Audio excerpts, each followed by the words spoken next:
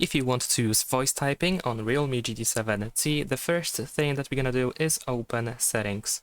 Scroll all the way down in the Settings and go to System and Update.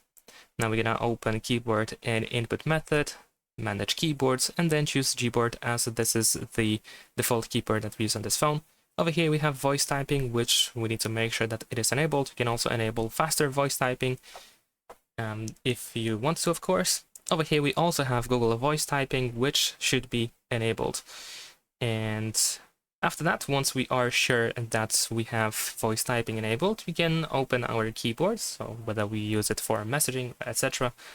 Nevertheless, on the right side of the keyboard over here, as you can see, we have this microphone icon that we can tap on in order to activate the microphone. So first we need to grant permission so that we can actually use the microphone, so choose while using the app, and then whatever you say out loud, it will be converted into the text.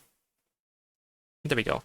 And once you end your sentence, the microphone will be disabled, so you don't have to press the button again or anything like that. Thanks for watching, leave a like and subscribe.